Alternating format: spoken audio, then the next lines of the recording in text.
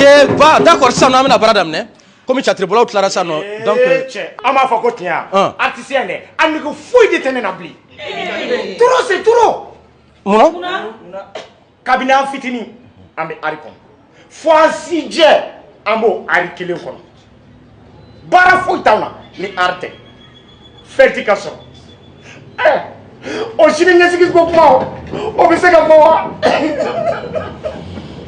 Oh dona, ne vous venez dire pour m'engager.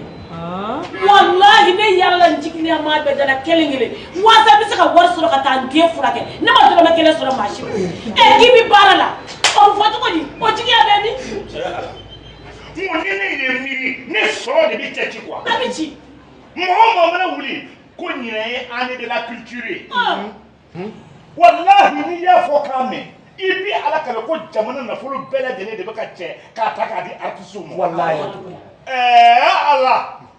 Neko soko di aw mi se ka ke de susu kolongala yi. An ye ko mo ni ta anu jeme na fenda mo. Wallahi. Na to ko ne kumbe bara were do. Na to ko ne de kumbe se be were la. Mi do ka. Ina wadi ina ane ko c'est bon, akay ça. Kana kashi.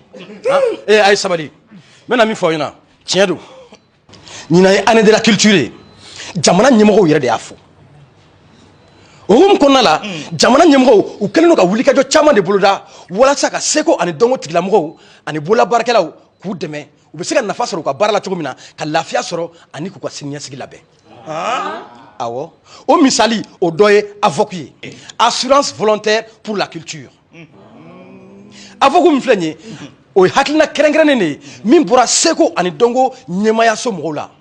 Ka nyeshi seko ani dongo barakelaw ani bola barakelaw ma munu me barake u yere na afuma ko les secteurs privés de la culture wala sa ku deme u be se ka lafiya soro chogomina ka lakana soro chogomina ku ka sinasigi fina dilan u ka bara kono la chogomina tabarikala o de avocat o avocat sisanno anga ministre so ale de wula kijo oni Kenya ani nyoko ndema ministre so oluka bolodi jongoma ogum konana ka kanabla ke INPS ma wala sa ka ando INPS la ani katla ka noya chama ke anye o konnala asanno noya jumay musaka sarata ani musaka sarachogo ka noya chama dola no ya soro tobe musaka min sara o amune seko an dongo baragalaw ye ani bola baragalaw am wo tlancheri sara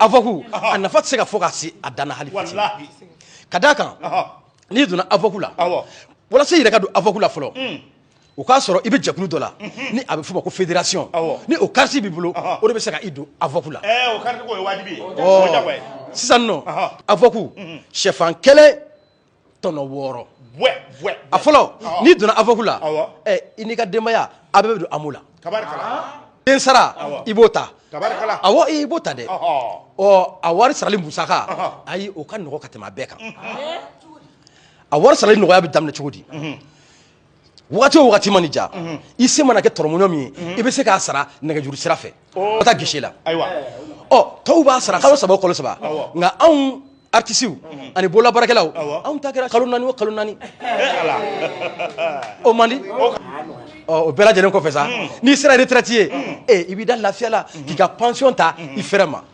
ala artisiw mun kadi kan mbosa o kadi ne ko aw be fe jamana nyimoko ka mun ka weblen ka taw dalen soro sunogola saka wala kunu ka war mu shura ko ayi o ta paso joy donc sisan non avocat ni b'a fɛ ka don a la a ka nɔgɔn i mana kɛ Mali fan o fan fɛ k'e de bɛ jɛkulu dɔ la ni o ye fédération ye ni o quartier b'i bolo i b'o ta ka se i ka sigida INPS la kunnafoni fɛn o fɛn bɛ avocat la u b'o bɛɛ da aw tulo kan aw bɛ sɔrɔ k'aw tɔgɔ sɛbɛn sa o y'aw donnen avocat la